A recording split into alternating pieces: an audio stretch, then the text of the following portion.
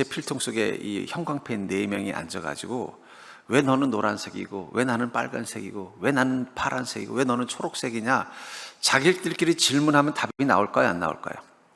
죽었다 깨나도 안 나오는 거예요. 그럼 언제 알아요? 주인이 손을 펼쳐서 그 노란색을 탁 꺼내서, 제가 이제 그 3가지 색깔을 쓰는 목적이 있어요. 노란색은 성경 구절에다 이렇게 체크를 합니다, 제 설교에. 그 다음에 빨간색은 좀 감정적인 호소가 필요한 부분을 골라 이렇게 싹 칠해놔요. 그리고 파란 부분은 이제 이성적인 논리로 전개해야 되는 부분은 파란색으로 하고, 이 초록색은 결단이나 결과를 이렇게 칠합니다. 근데 그거는 얘네들이 주인의 손에 의해서 사용되어 봐야 아는 거예요. 그렇죠? 이상하다. 나는 보니까 성경 구절 앞에만 가면 나를 부르네? 그럼 나는 성경 구절에 표시를 하는 존재구나. 자기 존재를 알게 되는 거죠. 보니까 뭔가 좀 막 호소하고 막 눈물로 이야기하는 예와 같은 데다가 빨간 펜은 나를 쓰네? 그럼 나는 그런 존재구나. 자기들끼리 쥐었다 깨나도 자기가 누군지 몰라요. 근데 사람들은 어때요? 파란색 볼펜한테 가서 야, 나는 왜 빨간색인 것 같니? 물어보는 거랑 뭐가 다르냐는 거예요. 다른 사람을 통해서 내가 누군지를 알려고 하는 거는 그런 거랑 똑같다라는 거예요. 또 어떤 사람들은 어떻습니까? 어차피 이제 파란 볼펜한테 물어봤자 몰라. 필통한테 물어보는 거예요. 나를 덮고 있는 필통아. 그게 바로 우주 만물을 보면서 자기를 찾으려고 하는 사람들이에요. 나를 덮고 있는 필통아, 난 누구냐? 그럼 필통이 뭐라 그럴까요? 내가 알겠냐? 그냥 보니까 내가 눈 떠보니까 네가 내 안에 있더라 이거지. 나도 나를 모르는데 내가 너를 어떻게 알겠니? 그러니까 여러분, 우주 만물에서도 나를 찾을 수 없어요. 근데 사람들은 어떻게 돼요? 어차피 다른 사람을 통해서 내가 누군지를 못 찾으니까 자꾸 필통, 이 우주 만물에서 나를 찾으려고 기웃거리대지만 그것도 결국은 뭐예요? 필통도 자기가 뭔지 모르고 이 우주도 왜 있는지 몰라요.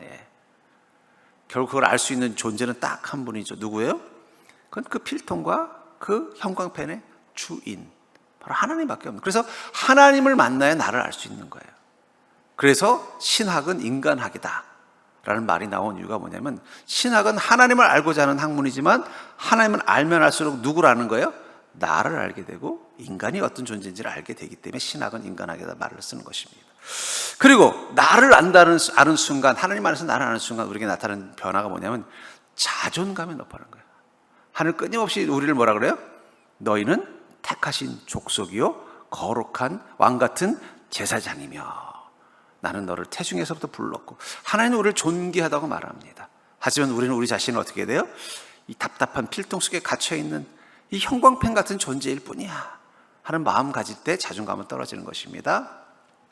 우리는 하나님을 통해서만 나를 바로 알 수 있기 때문에 먼저 하나님 알고 예수님께 내가 누군지를 물어봐야 되는 거예요. 그러니까 여러분들 말씀을 통해서 하나님을 알고 삶 속에서 성령님을 만나고 인생의 고민을 가지고 무릎 꿇고 기도하면서 주님의 음성을 들으려고 해야 내가 누구인지를 바로 알게 되는 것입니다.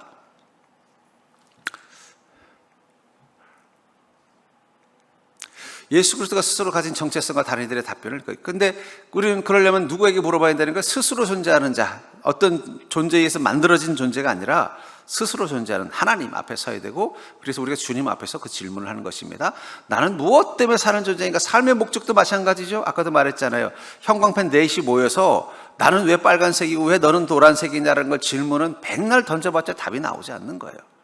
왜냐하면 그 삶의 주인인 그 주인의 손에 의해서 삶 속에서 사용되어 봐야 깨닫는 것입니다. 그러니까 여러분들의 인생의 목적은 여러분들이 말씀과 믿음 가운데서 살아가면 살아갈수록 알아져 가는 거예요. 그러니까 진짜 인생의 목적은 그냥 책 봐서 알아지는 게 아니에요. 내가 믿음과 말씀을 따라 살아가는 거예요. 그러다 보면 어떻게 돼요? 하나님은 나를 이것을 위해서 내가 존재하게 만드셨구나.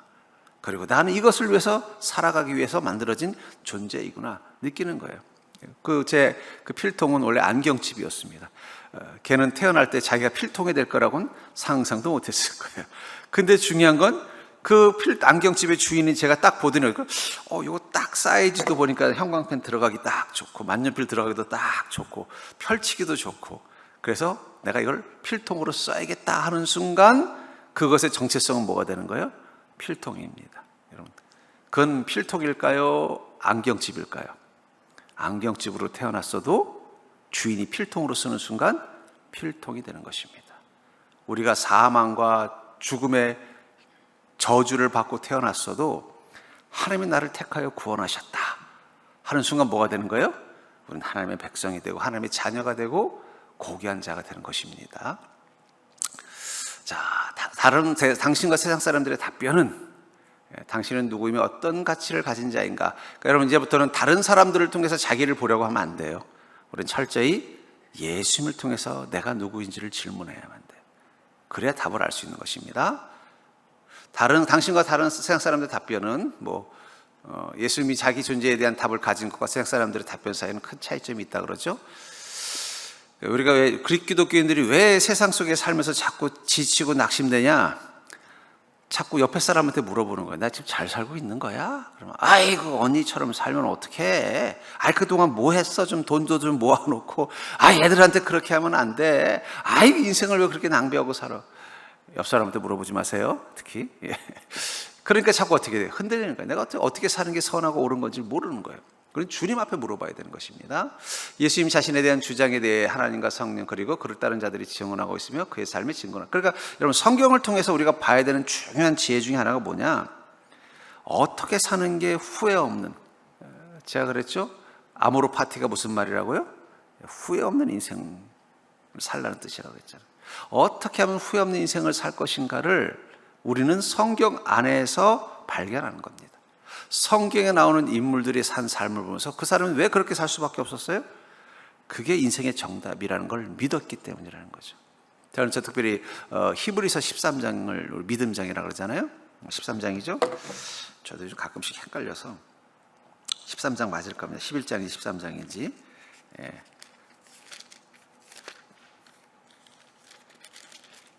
11장이네. 죄송합니다. 11장. 그 11장에 보면 성경의 인물들 쭉 나오면서 믿음으로라는 단어를 가지고 있잖아요. 결국 뭐예요? 인생을 제대로 후회 없이 사는 완전한 삶을 사는 건 딱 하나, 믿음으로 사는 것입니다. 그러니까 여러분 잘 살고 있는 거예요. 세상 사람들하고 같은 방향으로 가야 잘 사는 게 아니라는 거예요. 남들이 간다고 해서 그 길이 다 옳은 것은 아닌 것입니다.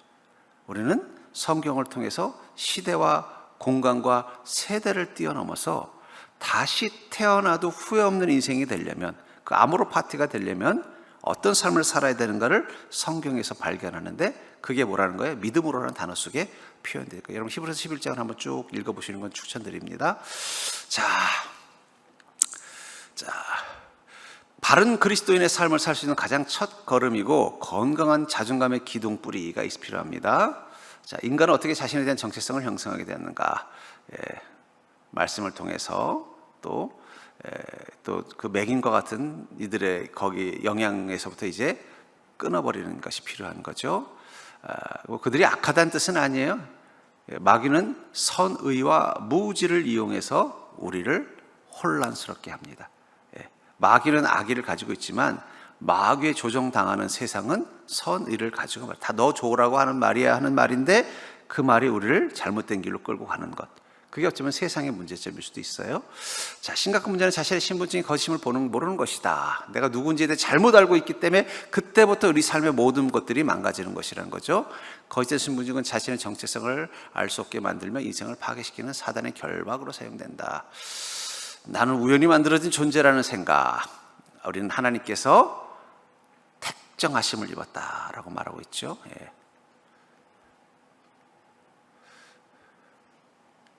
나는 잘못 만들어진 모자란 실패자라는 생각. 여러분, 우리에게는 하나님의 옵션이 있습니다. 우리 인생, 우리 존재에 대한 옵션이 있어요. 그 옵션에는 이제 파지티브라고 하는데 긍정적인 옵션이 있고 또 네거티브라는 부정적인 옵션이 있어요. 긍정적인 옵션은 뭐냐? 남들보다 매력적으로 생긴 거, 혹은 남들보다 머리가 좋은 거, 남들보다 신체적인 능력이 탁월한 거, 혹은 남들보다 뭔가 어떤 탁월한 어떤 것들, 하나님 그런 것들을 다 주셨어요. 똑같지 않지만. 또 근데 네거티브한 옵션도 있어요. 남들보다 어쩌면 소화력이 떨어진다든지, 아니면 남들보다 좀 두뇌가 좀 부족하다든지, 아니면 남들보다 조금 힘이 없다든지 다 있어요. 근데 중요한 건 좋은 옵션만 축복은 아니라는 거예요. 저에게 그런 간증을 한 형제가 있었습니다. 자기한테는 사실은 남들한테 참 말하고 싶지 않은 어떤 신체적인 약점이 있었대요. 그러니까 그것 때문에 늘 열등감, 또 심지어는 그게 너무 사춘기 때는 그 외모적인 그 컴플렉스 때문에 자살 충동까지도 느껴서 죽고 싶으려고 한 적도 있었다라는 거예요. 근데 이제 예수님을 믿고 주님과 따르니까 그걸 이겨낸 거예요. 근데 자기한테 이상한 걸 느낀대요. 그게 뭐냐면 이상하게 뭔가 자기 삶에 문제가 있는 사람이 있으면 꼭 자기한테 와서 상담을 하더라는 거예요. 그럼 자기는 이해가 되는 거예요. 아, 그래. 맞아. 나도 그때 그런 마음이 있었어. 하면서 어떻게 돼요? 그 사람을 위로해주면 그 사람이 힘을 얻고서 자기의 문제를 극복하더라는 거예요. 자기가 보니까 자기보다 더 대단한 문제는 아니더라는 거예요. 근데도 그 사람한테는 그게 막 죽고 싶은 마음이 생기는데 그걸 자기한테 얘기를 하더라고요. 내가 너한테는 이 얘기를 할 수 있을 것 같아서 얘기한다면서 얘기를 하더라고요. 그럼 그 얘기를 들어주고, 그러니까 사춘기 때부터 그랬더라고요. 청소년 때부터. 그 자기가 이렇게 권면해주면은, 야, 네 말 듣고 나니까 내가 위로가 되고 힘이 생긴다. 그 능력이 어디서 나온 거예요? 말했잖아요. 그 네거티브한 옵션. 자기의 신체적인 결함에서 온 거라는 거예요. 그러니까 여러분, 하나님이 우리에게 좋은 것만 주셨습니다. 그런데 눈에 보이기에 좋지 않게 보이는 것도 하나님이 주신 거예요. 문제는 그걸 우리가 어떻게 쓰느냐. 그걸 자기 열등감, 낮은 자존감, 또 자기 자신에 대해서 부정적인 성향을 갖도록 데 쓰느냐. 그것 때문에 내가 더 다른 사람들을 수용하고 공감하고 할 수 있느냐. 여러분, 그 닉 부이치치라는 분 아시죠? 손과 발이 없으신 분? 예. 한동안 우리나라에도 그냥 강사로 초청된 적이 있어요. 여러분, 태어날 때부터 손과 발이 없다는 건 엄청난 결함, 그런 것을 가진 사람들의 자존감은 엄청 낮을 것입니다. 근데 그분은 자존감이 높은 분이에요. 손과 발이 없는데도 자신감이 넘치고. 근데 중요한 건 남들이 보면 자존감이 없어 보여야 될 사람이 자존감이 높으니까 어떻게 돼요? 사람들이 그에게 매력을 느끼는 거예요. 매력을. 한번 우연히 한번 유튜브에서 봤는데 아주 미인하고 결혼해서 애도 낳고 잘 살고 계시더라고요. 결국 무엇이 그걸 만든 거예요? 자존감이 중요한 거예요. 조건이 중요한 게 아니라. 근데 잘못된 것 중에 하나가 뭐냐면 나는 잘못 만들어진 모자라. 여러분, 하나님이 만든 것에는 실패작은 없습니다. 다르게 만든 거지 불량스럽게 만든 게 아니라, 잘못 만든 게 아니라는 거예요. 그걸 받아들이는 것도 이 자존감에서 중요한 것입니다.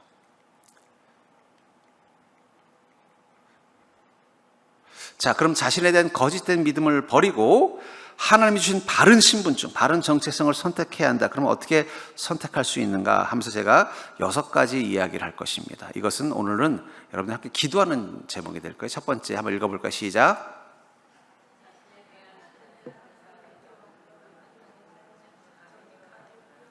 자, 여러분들, 우리가 항상 느껴왔던 느낌을 말로 정직하게 표현합니다. 여기 있는 단어들 한번 볼까요?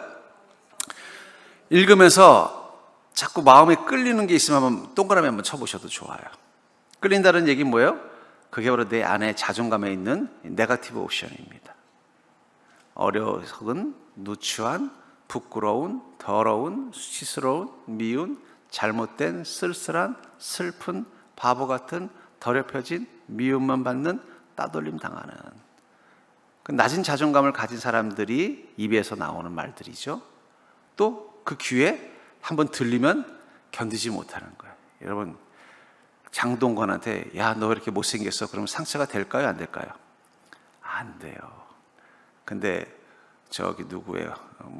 저기 옥동자한테 왜 이렇게 못생겼어? 그럼 기분 나쁠까요? 안 나쁠까요? 기분 나빠요. 근데 이주일 씨한테 왜 이렇게 못생겼어요? 그러면 이주일 씨는 기분 나쁠까요? 안 나쁠까요? 춤을 춥니다. 못생겨서 죄송합니다. 그러면서 청중을 웃기는 거예요. 무슨 차이일까요? 그 자존감의 문제라는 거예요. 그게 폐부를 찌르는 고통이 되든지 아니면 그 고통으로부터 자유하든지. 어떤 사람은 야, 너 이렇게 어리석으라는 말만 들으면 갑자기 꼭지가 도는 사람. 그러니까 사람들마다 다 자기한테 미친년 꽃이 하나 있대요. 미친년이 와서 놀리고 욕하고 흉봐도 아무렇지도 않대요. 근데 그 꽃만 건드리면 갑자기 막 화를 내는 그 미친년 꽃이 하나 있대요. 근데 우리한테도 있어요. 다른 말은 다 들어도 근데 그 말 딱 들으면 갑자기 순간 이성을 잃어버리는 게 바로 내 자존감을 무너뜨리는 아킬레스건인 거예요. 어떤 거는 어리석음, 혹은 누추함, 부끄러움, 더러운, 수치스러운, 미운, 잘못된, 쓸쓸한, 슬픈, 바보 같은, 더럽혀진, 미움만 받는, 따돌림 당하는, 또 다른 단어일 수도 있어요. 한번 돌아보시고 이 중에 내가 나에게 그 꽃과 같은 게 뭔지 한번 동그라미 한번 쳐보시고, 없으면 여러분들 마음에 떠오르고, 이 말만 들으면 그날 하루 종일 기분 나쁘고 막 그 말을 한 사람이 미워 어쩔 줄 몰라는 단어가 있으면 한번 조용히 적어보세요. 적으셨죠? 우리 3분간 기도할 겁니다. 이렇게 기도했으면 좋겠어요. 주님, 내 안에 이 부정적인 자기평가들을 이 시간 고백합니다. 하나님께서 그것을 깨끗하게 씻어 주시옵소서. 소리내서 기도 안 하셔도 돼요. 작은 읊조림으로 우리 3분 동안 딱 기도하겠습니다. 기도하겠습니다. 주님, 이 시간 내 안에 이 어리석은 마음을 내려놓습니다. 하나님께서 이 마음을 붙잡아 주시옵소서. 주님, 그렇습니다. 내 자신이 하나님 앞에서 온전하지 못한 마음으로 살아갈 때가 있습니다. 하나님께서 내 마음을 평안 가운데로 인도하여 주시옵소서. 여전히 내 마음속에 하나님, 누군가 그 말을 하면 내 자신이 벌거벗겨진 것처럼 부끄럽게 느껴지는 그 말이 있습니다. 내가 정말 형편없는 존재, 내가 못난 존재, 내가 쓸모없는 존재라고 느껴지는 어떤 말들이 있습니다. 주님, 그 말에 노예가 되지 않도록 도와주시옵소서. 그 말에 영향을 받지 않도록 축복하여 주시옵소서. 그 말이 나를 지배하지 않도록 하나님 인도하여 주시옵소서. 우리는 너무나 연약한 자입니다.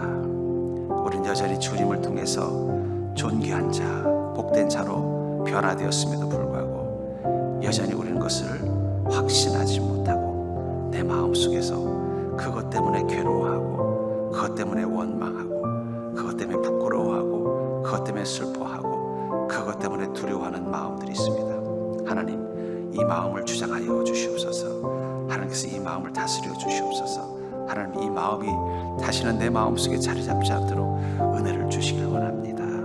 누군가 나에게 어리석다 말하면 견딜 수가 없습니다. 누군가 나에게 왜 이렇게 추리하냐고 말하면 부끄러워서 견디지 못합니다. 난 너만 보면 창피하라는 말을 들으면 고통스러워 어쩔 줄 몰라 합니다. 난 네가 지저분하다고 생각하는 말을 들으면 화가 나고 분합니다. 난 네가 나의 수치라고 말하는 말을 들으면 견딜 수가 없고 인생을 살고 싶지 않습니다.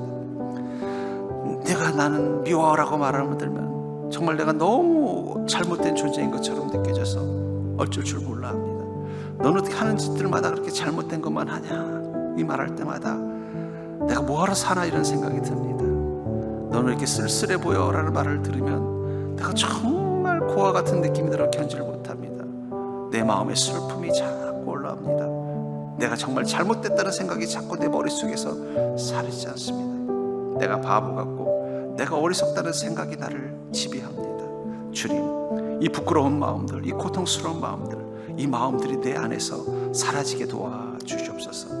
하나님께서 이 마음의 주인 되어 주시고 이 마음을 주님께서 은혜 가운데로 이끌어 주시옵소서. 하나님, 남들은 너 왜 그래? 라고 말하지만 그것마저도 주님이 받으시는 내 모습인 것을 우리가 기억하게 하여 주시옵소서. 하나님은 우리의 약함을 가지고 세상의 강함을 부끄럽게 하려 하며, 하나님은 우리의 어리석음을 가지고 세상의 지혜를 초라하게 만든다 하셨사오니 나 이 연약함이 이제는 고통이 아니라 주님께 나를 솔직하게 내어놓는 힘이 되게 하여 주시옵소서. 예수님 이름으로 기도하옵나이다. 아멘. 우리 두 번째 문장은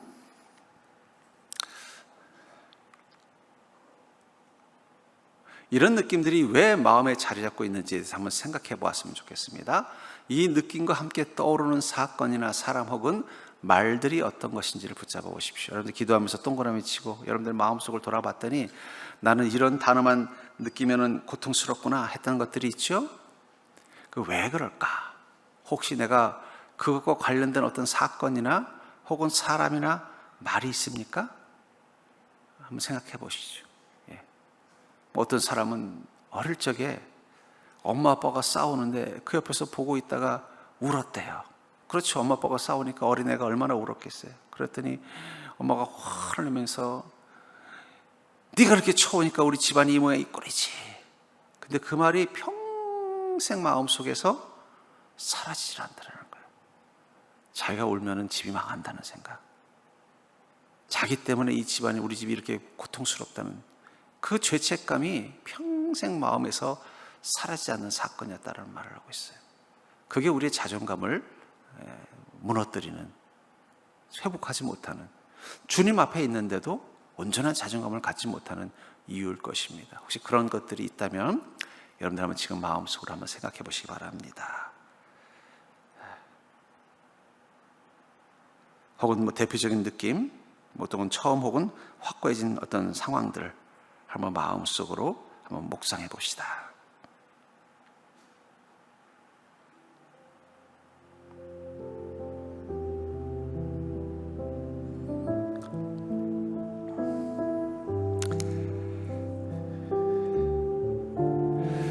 이제 그 상황이 떠올랐다면 우리 기도합시다. 그 문제를 가지고 기도합시다. 하나님, 그때 우리 부모님이 싸우고 계셨는데 마치 하나님께 모든 상황을 마치 범죄 현장을 그 목격자가 경찰에게, 검사에게 이야기하는 것처럼 한번 마음속으로 이야기하면 좋을 것 같아요. 여러분들의 그 마음속에 자존감을 자라지 못하게 만드는 그 사건, 배경 이런 것들이 떠올랐으면 그거를 지금 이 시간 하나님께 한번 마치 목격자가 그 범죄 현장을 마치 검사나 경찰에게 이야기하는 것처럼 이야기해 봅시다. 그래서 하나님, 제가 어릴 적에 저희 부모님이 많이 싸우셨는데 그때 제가 너무 무서워서 울고 있었더니 엄마가 화를 내면서 네가 그렇게 쳐오니까 우리 집이 이렇게 제대로 안 되는 거야. 그 말이 제 마음속에 엄청난 고통이 되었습니다. 그런 사건들이 있을 거예요. 아마 그거를 하나님께 하나씩 이야기하면서, 그러나 주님은 저에게 네가 있어 기쁘다 말씀해 주셔서 감사합니다. 나를 하나님 자녀 삼아 주셔서 감사합니다. 세상 사람들은 나를 별 볼 일 없다고 초라하다고 말하지만 하나님 나를 존귀히 여기며 내가 너를 인하여 기뻐한다고 말씀해 주셔서 감사합니다. 우리 여러분들이 경험했던 그 사건들을 하나님께 보고하듯이 한번 고백하는 시간을 갖겠습니다. 사랑과 은혜가 충만하신 아버지 하나님, 그렇습니다.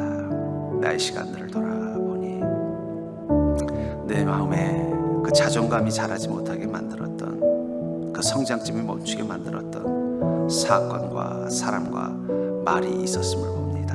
주님, 그 사람들은 그런 악의를 가지고 한 것이 아닐 것입니다. 그 일은 이미 오래전이었습니다. 그때는 내가 작고 약하고 연약했지만 지금은 그들을 이길 힘이 있습니다. 그럼에도 불구하고 내 마음속에서 이것들이 내 발목을 붙잡고 있습니다. 하나님, 내 안에 있는 이 나쁜 마음들, 이 어리석은 생각들을 지워 주시옵소서. 그것들 때문에 절망하는 마음이 아니라 그것 때문에 내가 주님을 아버지로, 그것 때문에 내가 주님의 사랑을, 그것 때문에 내가 더 주님을 사랑하는 인생이 됐음을 고백하는 믿음이 있도록 축복하여 주시옵소서. 우리 자신이 그 문제로 인하여 고통받지 않도록 하나님 은혜를 주시기를 원합니다. 하나님께서 우리의 마음속에 있는 이 부정적인 사건과 이 사람들과 이 말들, 이미 너무 오래전 일이라 정작 당사자들은 기억하지 못하는 이 안타까운 일들, 이것들이 내 마음속에서 여전히 지워지지 않아서 나를 붙잡고 있습니다. 주님, 이제 내 마음속에서 그것들이 지워지게 하여 주시옵소서. 그것들에 영향받던 이 자존감이 이제는 단단해지게 하셔서 이제 그 말이 내게 고통되지 않게 해 주시옵소서. 요셉은 형들에게 죽임당할 뻔한, 버림받을 뻔한 큰 상처를 받았습니다. 그 상처가 요셉에게는 매일매일의 악몽이 될 수도 있었습니다. 하지만 하나님이 그 요셉을 붙잡아 주시고 그 요셉을 사랑해 주셨기에 요셉은 그 마음의 상처를 이겨내고 건강한 자존감을 가지고 주님과 동행하면서 인생의 문제마다 하나님이 주는 그 힘을 의지해서 해결해 나갔습니다. 심지어는 자신에게 큰 상처를 줬던 그 형님들을 용서했을 뿐만 아니라 그 형과 가족들까지도 내가 돌보는 자가 되겠다고 말하는, 상처받은 자로서는 말할 수 없는 그 놀라운 고백을 할 수 있었던 것은 그가 그 상처받은 마음을 주님 안에서 치료하고 회복할 수 있었던 은혜의 시간을 경험했기 때문인 줄 압니다. 주님, 우리 사랑하는 성도님들의 마음 가운데도 그 은혜를 허락하여 주시옵소서. 여전히 내 마음속에서 지워지지 않는 그때 그 소리, 나를 향해 소리 지르던 그 음성, 나를 잡아먹을 듯 쳐다보던 그 눈빛, 나를 향해서 신랄하게 말하던 그 말들 하나하나 내 마음과 내 생각에 깊게 박힌 그 말들이 이제는 지워지게 하시고, 이제 내 마음이 그것들을 이길 수 있는 넉넉한 마음이 되었음을 선포하며 이제는 거기서부터 자유한 자가 될 수 있도록 하나님 나를 붙잡아 주시고 축복하여 주시옵소서. 하나님, 그 어린 시절 나는 약한 자였습니다. 나는 내 힘으로 아무것도 할 수 없는 연약한 자였습니다. 그래서 그때 받은 상처, 그때 받은 말, 그때 받은 충격이 내 안에 있다면 이제 나는 주님 안에서 새로운 피조물이 되었으며 이제 나는 예수 그리스도의 영혼을 통해서 새 힘을 가진 자가 되었사오니 그것들을 이겨낼 수 있는 힘을 주시옵소서. 더 이상 그 생각과 그 말과 그때의 사람들의 모습이 나를 지배하는 힘 되지 않게 하시고 오직 내 마음속에는 나를 사랑한다 하시는 주님의 음성, 나를 그 따뜻한 눈빛으로 바라보시는 예수님의 눈빛, 그리고 나와 늘 함께 하시는 성령님의 체험을 통해서 이겨내는 자 될 수 있도록 축복하여 주시옵소서. 예수 그리스도 이름으로 기도하옵나이다. 아멘. 우리 세 번째, 생각난 사건이나 말 혹은 사람에 대한 기억 등을 주님께 말씀드리며 주님 말씀하신 것인지 물어보고 주님 말씀이 아니는 확신이 들면 그 말들과 그 생각을 예수 그리스도의 이름으로 대적하라. 여러분들 마음속에 그때 그 사건들, 그 말들이 있죠? 그것은 주님이 하신 말씀이 아니라면 이제는 반대로 주님이 말씀하신다면 뭐라고 말씀하실까? 만약에 예를 들었습니다마는 어릴 적에 엄마 아빠가 막 심하게 싸우는 거예요. 어린 자기가 어떻게 할 수 없으니까 엉엉 울고 있었더니 엄마가 화를 내면서 네가 그렇게 쳐오니까 우리 집안이 되는 꼴이 없지. 그 말을 듣고 더 엉엉 울고 있는데 옆에 예수님이 계셨다면 예수님은 뭐라고 말씀하셨을까요? 한번 상상을 해보시고 여러분들이 한번 그 말씀을 예수님을 대신해서 그 어린 나에게, 그 연약한 나에게 한번 예수님의 마음으로 한번 말해보세요. 한번 적어보시면 좋겠습니다. 밑에다가 한번 적어보시면 더 좋아요. 이 사람이요, 생각하는 거하고 말하는 거하고 손으로 쓰는 거하고는 달라요. 가장 강력한 건 손으로 쓰는 겁니다. 고통도 생각만 하면요 못 이겨요. 그걸 말해서 어떻게 해요? 토해내거나 다른 사람을 나눠서 풀 수 있어요. 더 좋은 게 뭐냐? 자기가 스스로 그것을 기록해 보는 것도 좋아요. 그러니까 여러분, 일기는 정신건강을 위해서 좋은 습관이라고 말해요. 일기를 쓰는 분들은 정서적으로 건강한 이유가 기록입니다. 한번 그때 그 자리에 예수님이 계셨다면 나한테 뭐라고 말씀해 주셨을까를 한번 적어보셨으면 좋겠어요. 한번 적어볼까요?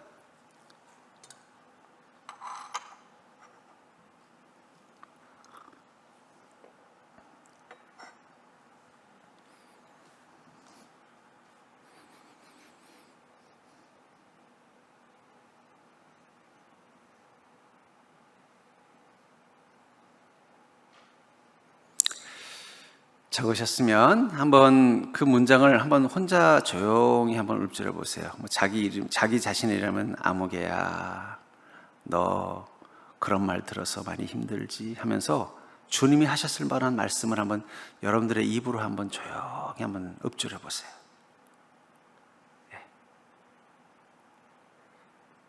자, 이게 왜 중요하냐? 여러분들, 이 사람이 병도요, 급성이 있고 만성이 있습니다. 급성은 빨리 나서요. 만성은 빨리 안 나서요. 상처도 그렇습니다. 방금 받은 상처는요, 빨리 치유가 돼요. 오래된 상처는요, 빨리 치료가 안 돼요. 마음의 상처도 그렇습니다. 그럼 어떻게 되겠어요? 만성이면. 그럼 오랫동안 치료해야 돼요. 계속 그 마음이 떠오를 때마다 그 옆에 예수님이 계셨다면 나에게 뭐라고 말씀하셨을까를 한 번 더 상상하세요. 그때의 생각이 떠올라서 막 분함이 오거나 억울함이 오거나 막 슬픔이 몰려올 때 한 번 더 생각하는 거예요. 거기 내 옆에 예수님이 계셨으면 예수님은 나한테 이렇게 말씀하셨을 거야 하고 그것을 여러분들이 입으로 읊조리는 거예요. 사랑하는 딸아, 사랑하는 아들아, 지금 엄마 아빠는 너무 힘들어서 그래. 엄마가 한 말은 진심이 아니야. 엄마도 지금 나 너무 힘들다. 근데 나를 위로해 줄 수 있는 사람이 없구나. 그런 뜻이야. 그러니 이제 엄마를 용서해 줘. 그리고 이렇게 말해. 엄마 너무 힘들어서 그렇지? 나 알아. 엄마 내가 있어서 행복한 거 나 알아. 내가 그거 알고 있어. 이 고백, 그거는 나를 치료하는 힘이 되는 것입니다. 이 시간 우리 함께 또 기도해 볼까요?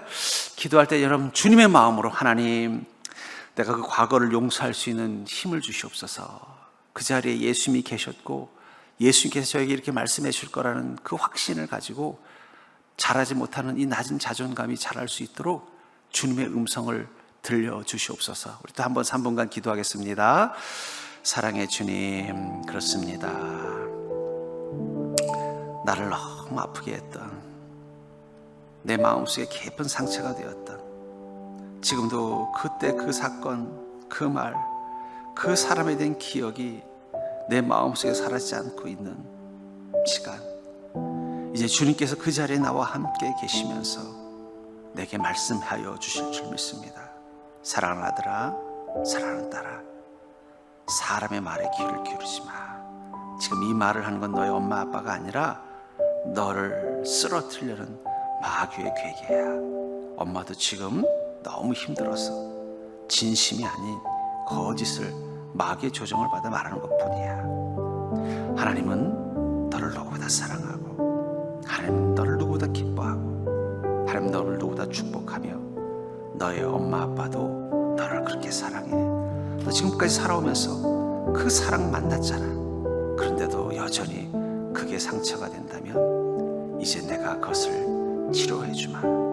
주님, 내가 이제 그 과거의 상처와 고통과 원망으로부터 벗어나게 도와주시옵소서. 내가 이제는 나에게 상처를 준 사람들을 용서할 수 있는 요셉의 힘을 주시옵소서. 그리고 그 시간들을 잊을 수 있는 능력을 주시옵소서. 더 이상 그때 그 사건이나 그 말이나 그 사람이 나에게 영향을 주지 않도록 주님 차단해 주시옵소서. 내 안에 또 그 사건이 떠오르면서 힘들어질 때마다 하나님이 내 마음 어루만져 주면서, 얘야 너는 그런 사람이 아니야. 얘야 너는 그것 때문에 흔들려서는 안 돼. 말씀하여 주시옵소서. 또 그때 일이 기억이 난다면 하나님, 이제는 제가 그것을 잊을 수 있게 해주시옵소서. 망각이 아니라 그것 또한 지나간다는 것을, 그것 또한 아무것도 아니라는 것을, 그것이 있어도 하나님의 사랑을 끊을 수 없음을 선포하는 믿음을 통해서 주님, 제가 잊을 수 있게 도와주시옵소서. 있는 마음을 가지도록 도와주시옵소서. 여전히 그것이 내 마음속에 상처가 되고 원망이 되고 그것을 생각하면 하루 종일 고통스럽고 불편하고, 여전히 나도 똑같이 누군가에게 안갚음하고 싶은 마음이 들 때마다 하나님, 주님 앞에 무릎 꿇고, 하나님, 그때 그 어린 나에게 부모님도 나를 사랑해 주지 않고 받아주지 않았지만 분명히 하나님은 그곳에 나와 함께 계셨으면 나를 안아주시고 나를 위로해 주시고 저에게 힘을 주셨을 거예요. 주님, 이제는 나를 실망시킨 사람이 아니라 언제나 나를 사랑하시는 주님을 바라볼 수 있는 믿음으로 살게 해주시옵소서. 그때 일이 떠오르면 무릎 꿇게 하시고, 그때 말이 떠오르면 주님께 기도하게 하여 주시며, 그때의 사건들이 떠오르면 주님의 사랑을 묵상하게 해주시옵소서.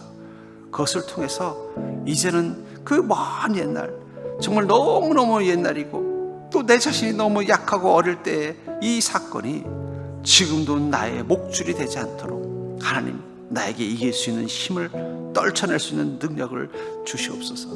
그것을 위해서 주님 기도합니다. 하나님 기도합니다.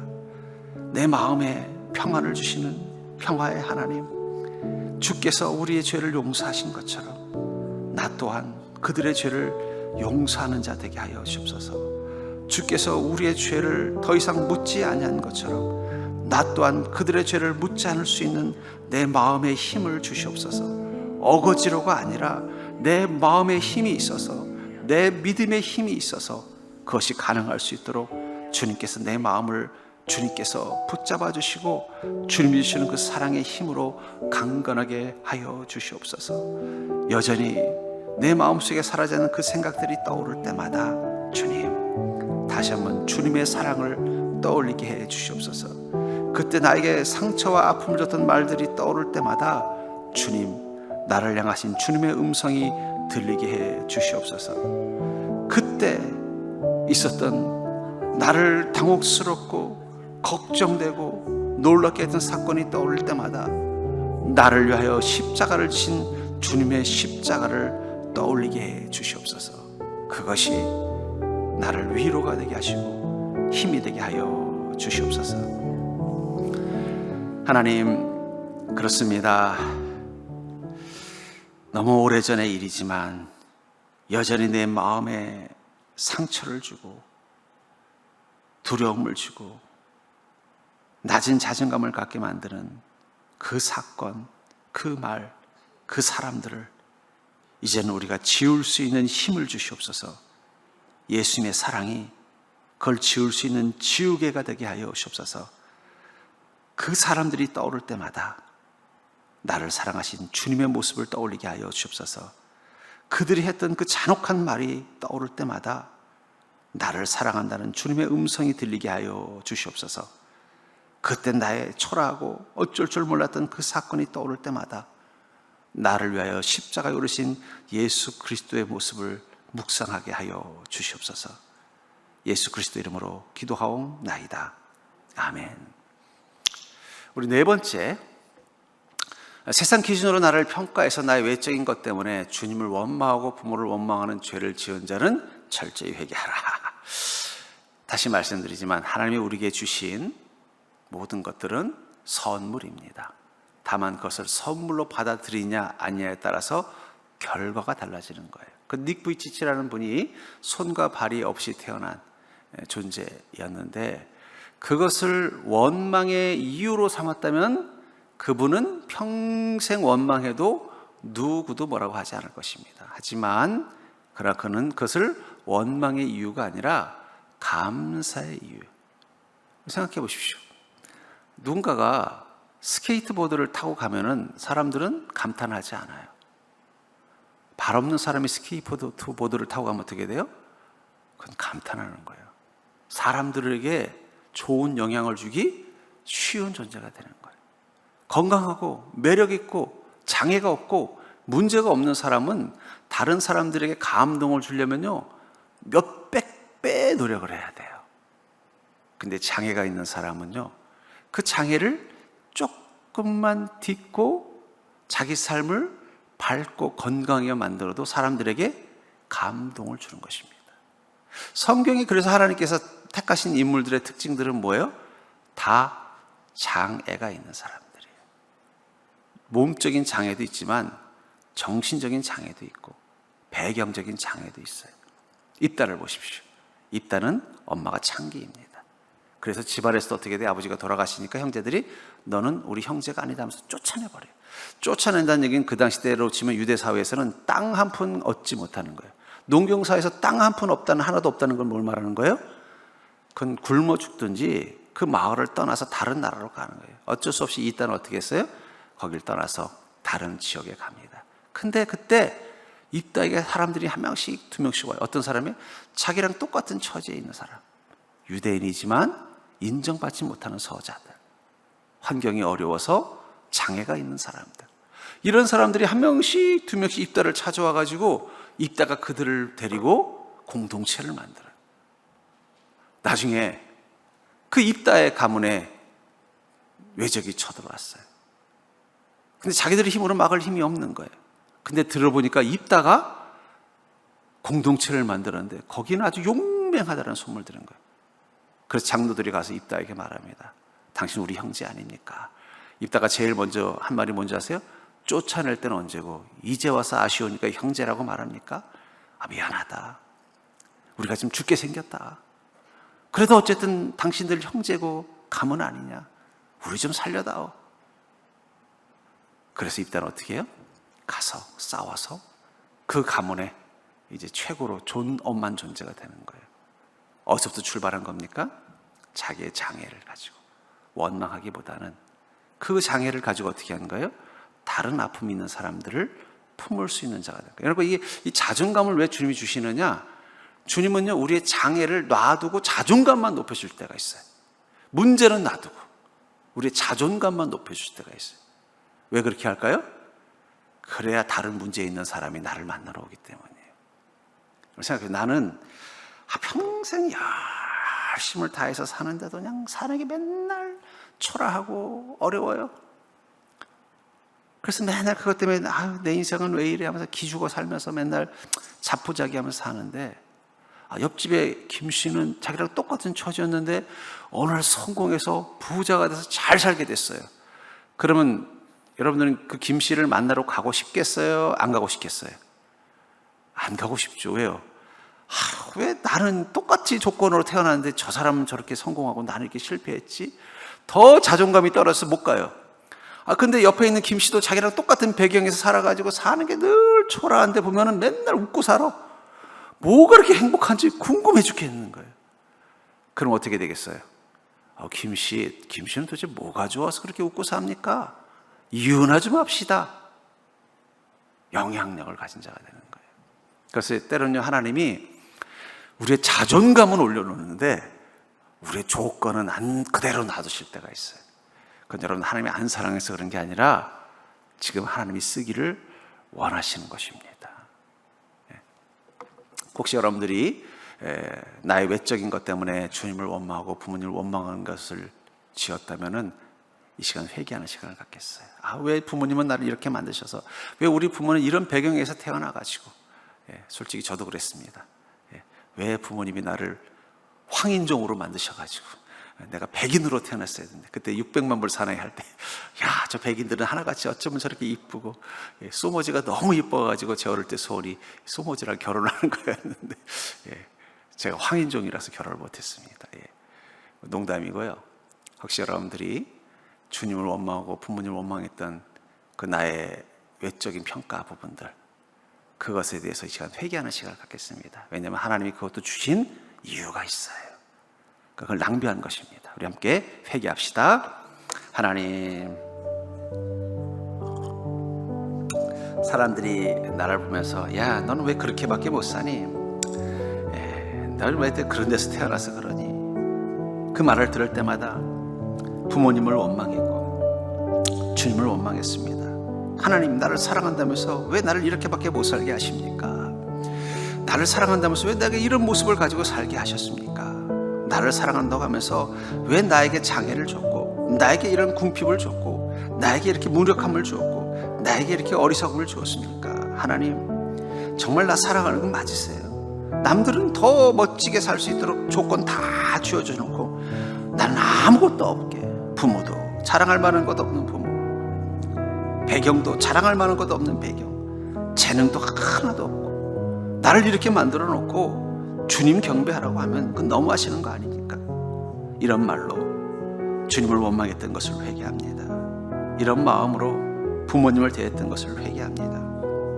나의 나 된 것은 하나님의 은혜라는 이 고백을 하고 나니까 그것들이 하나님이 나를 쓰시기 위한 도구인 것을 알게 하심을 감사드립니다. 주님, 여전히 우리는 하나님의 그 뜻을 알지 못하는 마음 가지고 그저 사람들이 바라보는 그 시선으로 내 인생 바라보면서 그들의 기준치에서 내 자신이 마땅하지 못하다고 생각하니까 그 절망감이, 그 실망감이 자꾸 원망으로 바뀌어서 부모를 원망하고 주님을 원망하고 세상을 원망하면서 나의 시간들을 낭비했습니다. 주님, 이 마음을 용서하여 주시옵소서. 이 마음을 내 안에서 제거하여 주시옵소서.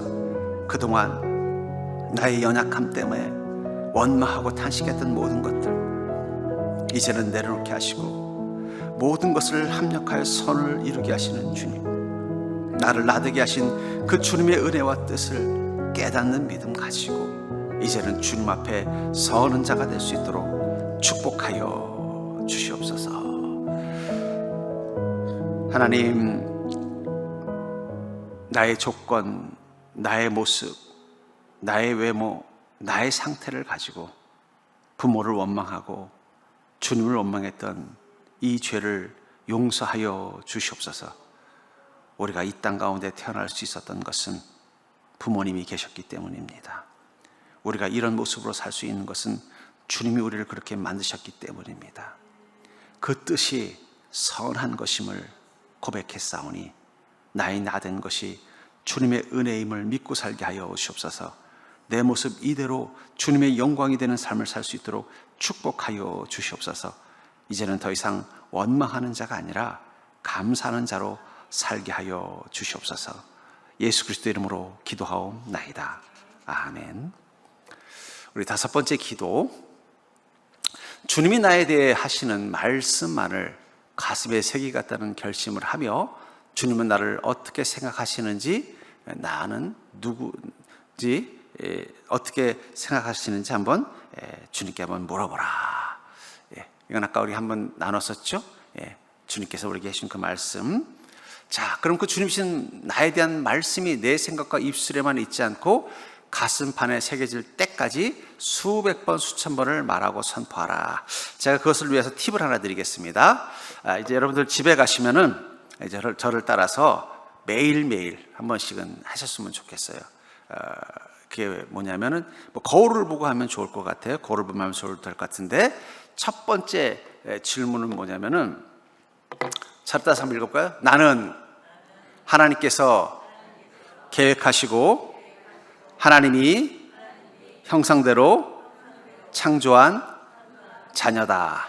이걸 그냥 하면 심심하니까 거울 보고 손을 한번 들어보세요. 머리에다 이렇게 안수하듯이 머리를 딱 얹고 자기를 쓰다듬는 겁니다. 하면서 다시 한번 읽어볼까요? 시작. 나는 하나님께서 계획하시고 하나님이 자기 형상대로 창조한 자녀다. 좀 기분이 달라지죠? 여러분, 애들도 아이고 잘했냐고 쓰다듬어 줘야 애가 기가 사는 거지, 야 너 어디 갖다 쓰냐 이러면 다 기죽는 거예요. 그러니까 아침마다 하나님이 내 머리를 쓰다듬어 준다는 마음 가지고 이렇게 딱 하시면 됩니다. 자, 두 번째는, 그 다음에는 이렇게 한번 해봅시다. 이렇게 마치 알통을 자랑하는 뽀빠이처럼 하면서 저를 따라해볼까요? 나는 하나님께 무조건적인 사랑을 받고 있다. 왜? 아빠가 이렇게 하고 있으면 양옆으로 누가 매달려요? 애들이 매달리잖아요. 그러니까 우리가 하나님께 매달려 있는 자예요. 그만큼 힘을 받는 자입니다. 그래서 여러분 한 번 더 읽어볼까? 시작. 나는 하나님께 무조건적인 사랑을 받고 있다. 여러분 매일매일 한번 고백해 봅시다. 그 다음 문장. 자, 세 번째는요, 가슴에 손을 얹고 한번 이렇게 외쳐봅시다. 한번 또 읽어봐. 시작. 하나님은 예수 그리스도와 나를 바꾸실 만큼 나를 사랑하고 필요로 하신다. 여러분들 가슴을 안듯이 이렇게 다시 한번 해볼까요? 하나님은 예수 그리스도와 나를 바꾸실 만큼 나를 사랑하고 필요로 하신다. 야, 이 마음 하는 거예요. 그래서 마지막, 자, 손을 깍지를 끼시고 마치 기도하는 손이면서도 떨어지지 않으려고 꽉 붙잡은 남녀의 손처럼 붙잡고 네 번째 문장 읽어볼까요? 세상. 시작. 이 세상의 어떤 것도 나를 하나님의 사랑에서 끊을 수 없다. 이 네 가지만 매일매일 한번 해봅시다. 한번 1번부터 한번 해볼까요? 자, 올려주세요. 1번으로. 자, 어떻게 해요? 자, 손 머리에 얹고 안수하듯이 하나님이 안수하시는 거예요. 자, 시작.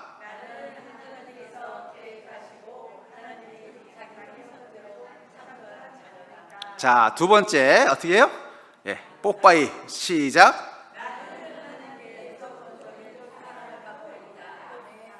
세 번째, 가슴에 안아주듯이 이렇게 포개고 시작.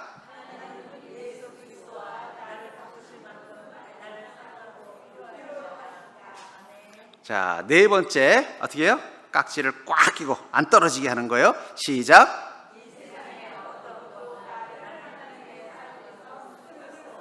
아멘. 자, 이 네 가지를 매일 하시면은 자존감이 올라갈 겁니다. 우리의 자존감은 우리에게서 나오는 게 아니라 누구로부터 나오는 거예요? 하나님으로부터 나오는 거예요. 여러분들, 요즘 프랑스 파리에 유행하는 한국 패션이 뭔지 아세요? 황학동 패션이라고 들어보셨어요? 몸빼 바지하고 할머니 조끼가 인기래요. 상상이나 됩니까? 시골 할머니들이 입는 몸빼 바지에 그 얼룩덜룩한 조끼를 프랑스의 패션 디자이너들이 입고 있다는 거예요. 근데 문제는 뭐가 다르냐? 아주 시골 할머니가 입었을 땐 촌스러워 보였는데 프랑스 그 패션 디자이너 입으니까 되게 멋있어 보이더라고요. 누가 입느냐가 가치를 바꾸는 거예요. 우리는 그 옷과 같은 것입니다. 그러니까 여러분, 우리는 어떤 존재라고요? 하나님이 계획하시고 하나님의 형상대로 창조된 자라는 거예요. 하나님이 입으신 거예요. 또 우리는 하나님께 무조건 사랑을 받고 있는 자입니다. 우리는 하나님이 우리를 예수 그리스도와 바꾸실 만큼 나를 사랑하고 필요로 하시는 존재라고요. 여러분, 하나님 지금 여러분들을 필요로 하시는 겁니다. 여러분들. 또 이 세상 어떤 것도 우리를 하나님 사랑에서 끊을 수 없는 존재예요. 자, 머리, 어깨, 가슴, 팔. 매일매일 아침에 일어나면 그거부터 하세요. 그럼 자존감이 쫙 올라갈 거예요. 그럼 그 마음 가지고 하루를 사십시오. 그럼 또 세상에서 또 어떻게 할까요? 넌 뭐 했으냐? 넌 왜 태어났냐? 넌 왜 그렇게 사냐? 이런 소리 들을 때마다 어떻게 해요? 말하면은 이어야 되니까 그런 소리 들을 때마다 안 들려요. 그러면 헤어지니까 어떻게 해요? 이렇게 올리고 이렇게 하고 이렇게 하고 이렇게 한번 해보세요. 자, 하나, 둘, 셋, 넷. 하나, 둘, 셋, 넷. 그러면 너 뭐 하냐? 그러면 체조하는 중이야. 자존감 체조 하십시오. 그러면요, 우리 자존감을 지킬 수 있습니다. 자, 뭐 건별기도 있는데 이거는 집에 가서 기도합시다. 시간이 지났으니까. 여러분들이 자기를 있는 그대로 용납하기 위해서 주님, 바꿀 수 없고 돌이킬 수 없는 것들을 받아들일 수 있는 믿음 주시옵소서. 왜 안 해주세요? 이렇게 하지 마시고 받아들일 수 있는 믿음 달라고 기도해요. 두 번째, 가능하거나 바람직하다면 결함을 교정하라. 하지만 하나님, 주님의 은혜로 고쳐야 되는 것이 있다면 주의 은혜로 고칠 수 있는 힘을 주시옵소서. 또 세 번째, 여러분들의 그 불치병과 치유를 위해서 기도하셔야 돼요. 받아들이는 것과 그냥 그 병을 안고 사는 건 다른 것입니다. 마음은 수용하되 주님의 은혜를 구하는 것은 가지고 가셔야 돼요. 또 바꿀 수 없는 결함은 수용하고 그것에 새로운 의미를 부여함으로 자신의 자신의 그 적성, 이거 좀 오타가 났네요. 네, 하여튼 그런 자신의 적성을 개발하는 동기로 삽니다. 아까도 말했잖아요. 어떤 사람이 그 신체적인 컴플렉스 때문에 너무 괴로운 사춘기를 보냈는데 그것 때문에 자살하고 싶은 충동, 또 실제로 막 자살도 시도해 보려고 했대요. 내가 이런 또 신체적인 결함을 주셔서 부모도 원망하고 살았는데 오늘 보니까 자기 옆에 자꾸 누가 와서 말을 거는데 보니까 문제가 있는 애들이더라는 거예요. 그리고 걔네들한테 보니까 나보다 심각하지도 않더래. 그래서 야, 나는 이런 것도 있어. 그래서 다 이겨내고 있고 나 이렇게 이겼어. 그러면 걔네들이 힘을 얻고 들어간다. 결국은 그의 약함이 뭐가 된 거예요? 그를 특별한 사람으로 만드는 힘이 된 것입니다. 우리에게도 다 하나님께서 그런 네거티브 옵션을 주셨어요. 우리는 다 파지티브 옵션. 나에게 남들이 보기에 야, 너 그거 있어서 좋겠다 하는 것만 주님이 주신 게 아니라 너 왜 그런 걸 주님이 너를 사랑하면서 주셨냐 하는 그것도 뭐라는 거예요? 옵션이라는 거예요. 옵션. 그걸 주신 이유를 발견하는 게 믿음이에요. 그리고 그 주신 이유를 따라 그걸 사용하면 그 다음부터 어떻게 돼요? 자존감이 올라가요. 왜냐면 난 완벽한 사람이잖아. 장점은 장점대로 나의 장점이 되고 단점도 뭘로 바꾼 거예요? 나의 특징으로 바꿔버리니까 완벽한 인생이 되는 거예요. 자존감 올라갈 수밖에 없는 것입니다. 내가 가진 긍정적인 것들에 대해 하나님께 감사하자. 먼저 주님이 주신 것에 감사하십시오. 그리고 감사하지 못한 태도나가 죄악임을 알고 자백하고 죄의 씻음을 구하라. 내가 감사하지 못하는 게 바로 뭐예요? 네거티브 옵션입니다. 이것을 주신 이유를 알아야죠. 그렇죠? 알고 그것을 주님의 뜻에 합당하게 사용하기로 결단하면 그때부터는 자연스럽게 어떻게 돼요? 감사하고 내가 원망했던 시간들을 회개할 수 있게 되는 것입니다. 뭐 자기 묵상 또 한번 돌아가셔서 한번 집에서 써보시고 오늘 하신 거 다시 한번 집에 가서 복습하세요. 기도. 이 기도는 한 번 했지만 저는 여러분들에게 이 기도를 매일 하라고 하고 싶어요. 제가 가르쳐준 6가지 기도 제목 있죠? 예. 뭐 6가지는 아니더라도 한 5가지라도 이 기도를 가지고 매일매일 기도하시고 기도 끝나고 나면 뭐예요? 머리, 어깨, 가슴, 팔 이걸 계속 하시면 내 안에 자존감이 올라갈 것입니다.